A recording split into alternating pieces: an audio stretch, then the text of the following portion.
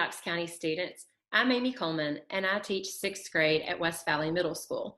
Today's lesson is based on the Week 5 assignment for Grade 6 ELA. If you don't have this assignment, it can be found by visiting the KCS website at knoxschools.org. Click where it says Student Resources.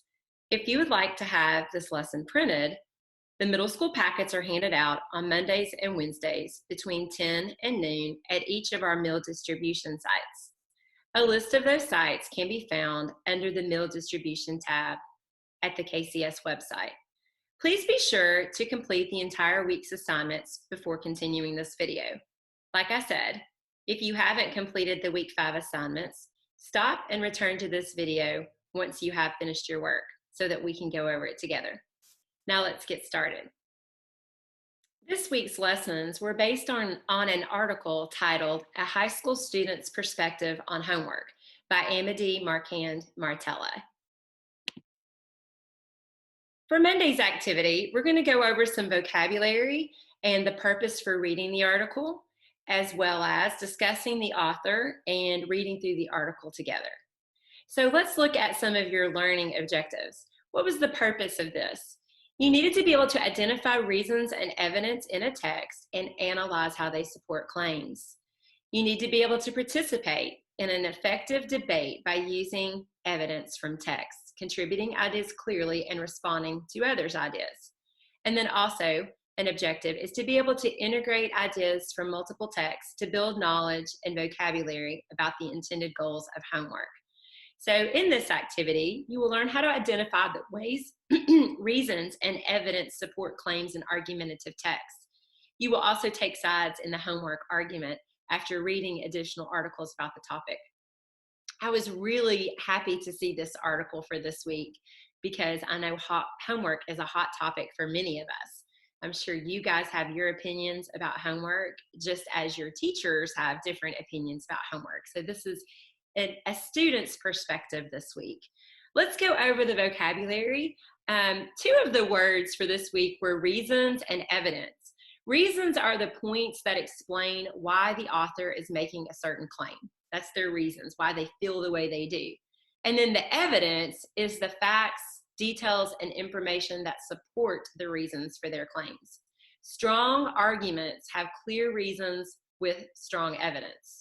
A couple of words to review for argumentative writing is the word claim. Claim means your position. It's like your side of the argument. And it's supported with facts, quotes, or data. So it's what you believe and how you feel, but it's stated with authority because you have facts to back it up. The counterclaim is like the opposite side of the argument, the other side or the other position that you don't agree with. But there may also be, and there will be, supported facts, quotes, and data for the other side of that argument. So reasons and evidence, let's look into that a little bit more closely. A claim should be backed up with support. A writer can support his or her viewpoint with reasons and evidence. Reasons are the points or the opinions that the writer gives to show why his or her claim should be accepted. In writing, each reason often acts as the topic sentence of a paragraph. Evidence is a more specific type of support. Different kinds of evidence, such as facts, statistics, examples, observations, quotations, and expert opinions, can be used to support those reasons. Sometimes people believe that the reasons should be sufficient to win an argument, but arguments without evidence are really just opinions. Argumentative speakers and writers should attempt to use both reasons and evidence to be most effective. So the purpose for reading, let's think about some of the things you needed to do before watching today's video. As you read through, I hope you were able to underline some of the reasons that Amity Martella gave us to support her claim about homework. And you were able to highlight words or phrases that showed she was using a formal tone in her writing and not just giving opinions. And then if you came across any words that might have been difficult for you to understand, I hope you were able to circle those words, use some context clues to help you figure it out, or refer to a dictionary if you needed to. Amity Marquand Martella is a graduate student in the Department of Psychology at Carnegie Mellon University, and a fellow in CMU's program in interdisciplinary education research.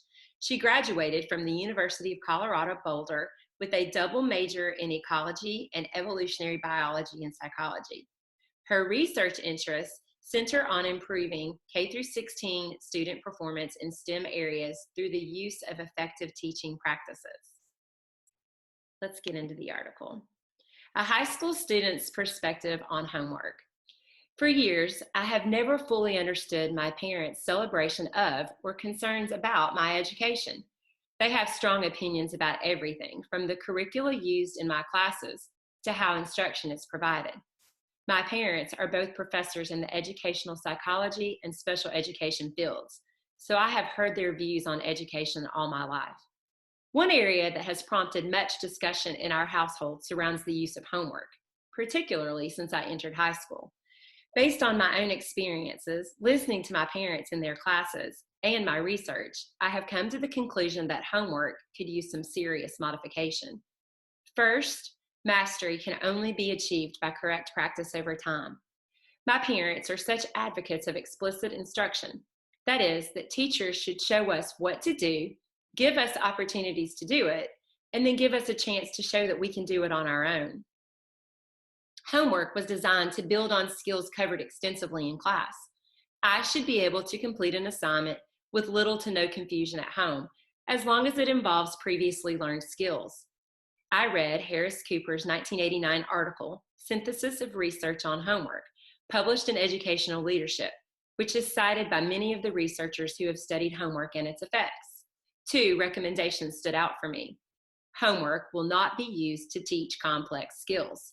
It will generally focus on simple skills and material, or on the integration of skills already possessed by the student. Parents will rarely be asked to play a formal role in homework. Instead, they should be asked to create a home environment that facilitates the student's self-study. Many of the homework assignments I have received throughout my years of schooling have involved activities not previously practiced. When a teacher assigns homework incorporating information that was just recently taught or not taught at all, it puts a tremendous amount of stress on students. Worse yet, I think, it puts a great deal of stress on our parents. We rely on our parents to help us be successful. Our parents have to figure out how to do the assignment and then teach it to us. Many of the projects and activities are too difficult to be done without our parents' help. Students who have no help at home, therefore, are at a total disadvantage, and their grades might falter because of this lack of assistance. Second, homework should not exceed 2 hours per night. Again, Cooper provides recommendations about the length of homework. He says the following: grades 1 through 3. 1 to 3 assignments should be given weekly, each lasting no more than 15 minutes. Grades 4 through 6, 2 to 4 assignments weekly, each lasting 15 to 45 minutes. Grades 7 through 9, 3 to 5 assignments a week, each lasting 45 to 75 minutes. Grades 10 through 12, 4 to 5 assignments weekly, each lasting 75 to 120 minutes. If we assume that we know how to do the homework we are assigned, we should be able to complete it in a reasonable amount of time. But consider the schedules of many high school students. We often wake up early in the morning. Some of us have long bus rides, and many of us have sports practices, jobs, or other extracurricular activities before or after school. If we have to make time to eat dinner and complete our chores, now add on 3 or more hours of homework at night, and you have instant stress, not only for students, but also for their families. I have known my peers to stay up until midnight trying to finish their homework on top of everything else they have to do in their busy lives. These students are not always procrastinators. They just simply cannot do it all. In summary, I enjoy school and appreciate the time my teachers take in providing feedback on homework assignments and in reviewing them in class.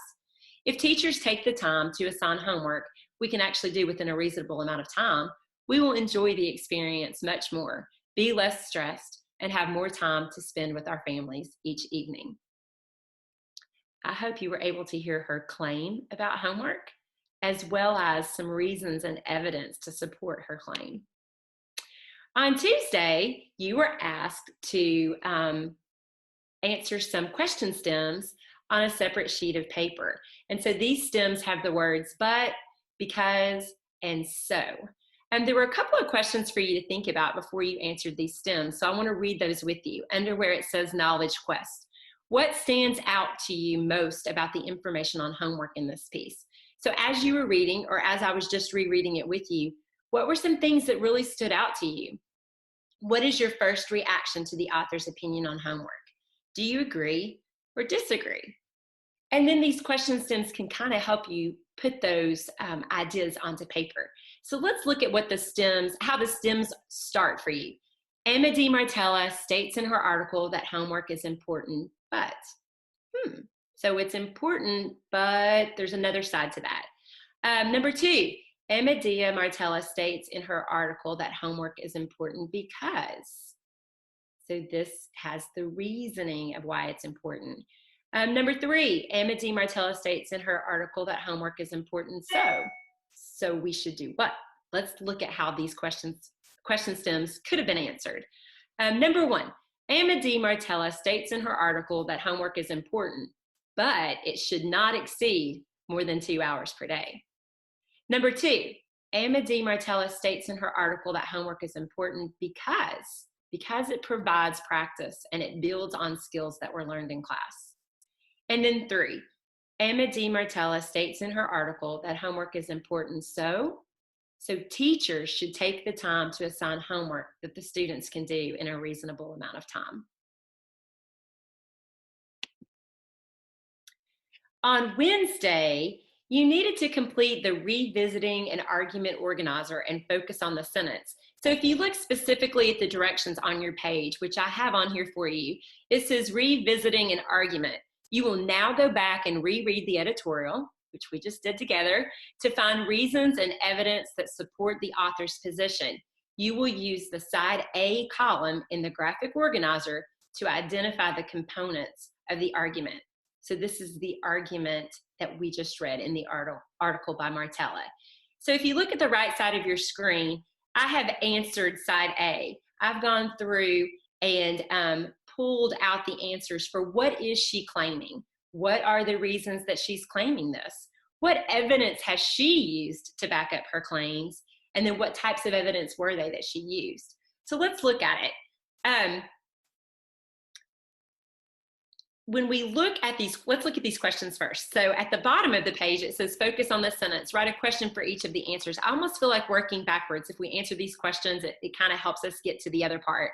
So the first answer says a maximum of 2 hours per night. Well, what's a maximum of 2 hours per night? This would be the question of how long should students be spending on homework? And then the second part of that, to practice and build on skills learned in class. What question is that answering?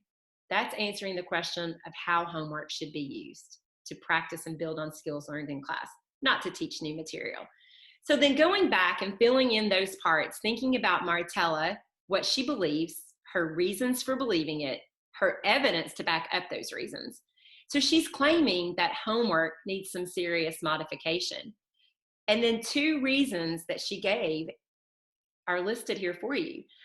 Mastery can only be achieved by correct practice over time, and students should be able to work on this and complete it independently.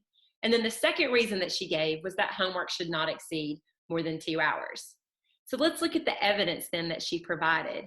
If you look in paragraph 3 of the article, Martella quoted Cooper, an educational researcher. She used his 2 recommendations for how homework should be used. So I'm going to go back to that article, and if you have it in front of you, go back with me. The 2 recommendations that stood out for her was that homework should not be used to teach complex skills. It will generally focus on simple skills and material, or on the integration of skills already possessed by the student. The second thing that stood out to her about how homework should be used was that parents will rarely be asked to play a formal instructional role in homework, but instead they'll be asked to create a home environment that facilitates self-study. And then the second reason that she gave that homework needed some serious modification was that it should not exceed more than 2 hours a day. And so if you look at paragraph 5, and I'm going to go to paragraph 5 also, this is where she said that homework should not exceed 2 hours per night. And again, she quoted Cooper, And she listed the recommendations that he gave per grade level. And I'm not going to reread those to you, but if you go back, it was broken down into grades 1 through 3, 4 through 6, 7 through 9, and 10 through 12 with time links that were reasonable. And then the type of evidence in both of these examples, they're quotes. She directly quoted another author's work to back up her reasons and to support her claim. Now that we've discussed the meaning of reasons and evidence, I think it's important for us to take a closer look at the different types of evidence that writers may use to back up their reasons. Remember that to win an argument, you must use evidence. If you don't use evidence, you're simply just stating your opinion, and we've discussed that that's what makes it different. According to DePaul University, there are 9 different types of evidence that argumentative writers and speakers use, and I would like for us to take a closer look at what those examples or what those types are and some examples. So the first one that you see here is facts. Facts are ideas that are proven to be true.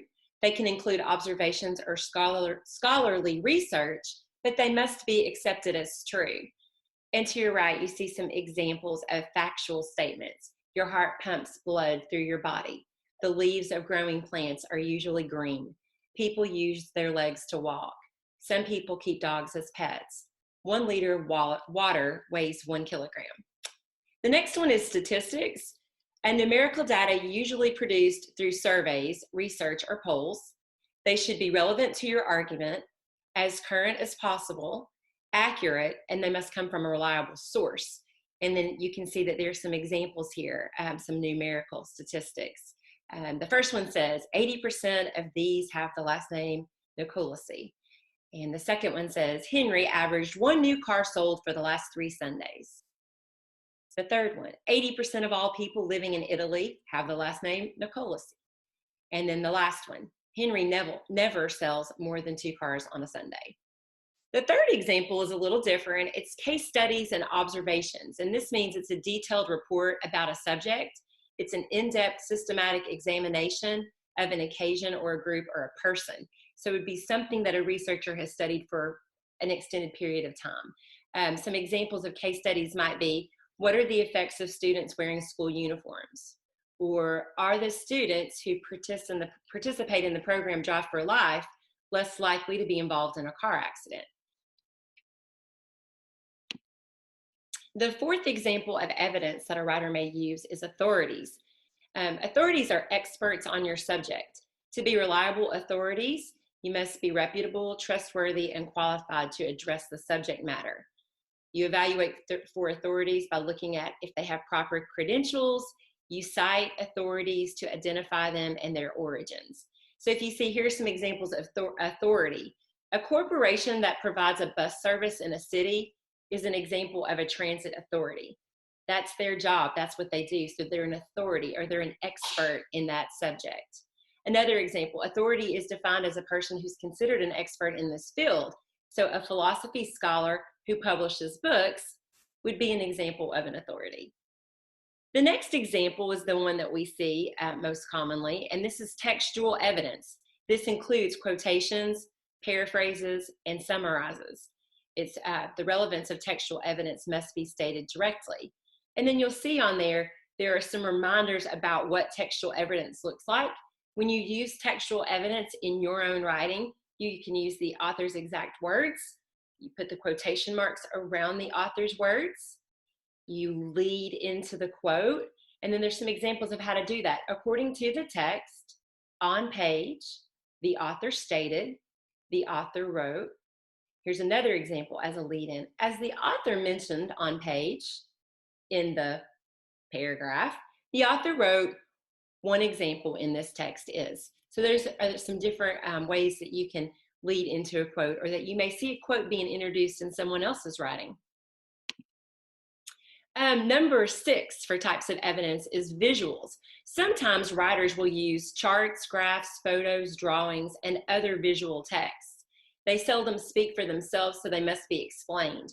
If you look at the example here, it is a chart showing Little Debbie snacks and favorites among consumers.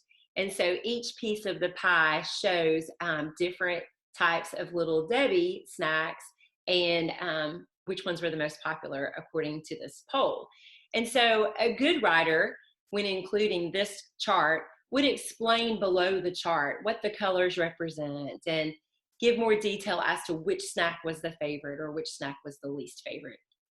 Number 7 is scenarios. Scenarios are hypothetical situations. It's the what if scenarios that can describe possible effects of particular actions and offer new ways of looking at a particular state of affairs. So a hypothetical example is something that's made up, but it's within the realm of possibility. So it means it's something that could be real. It's used to make a point or an illustration, but it didn't really happen. For example, let's say you ask, what would happen if you stood in the middle of a highway during rush hour? This is hypothetical. It's not something that's happened. Example number 8 for types of evidence is just the word examples, specific instances that illustrate general statements. Examples are most successful when they're integrated into the text. And the example says, warm paint colors like red or pink can have a stimulating effect on a room's inhabitants. That would be an example of an example. The last type of evidence is an anecdote. Anecdotes are brief narratives that your audience will find believable, and they can contribute to your argument.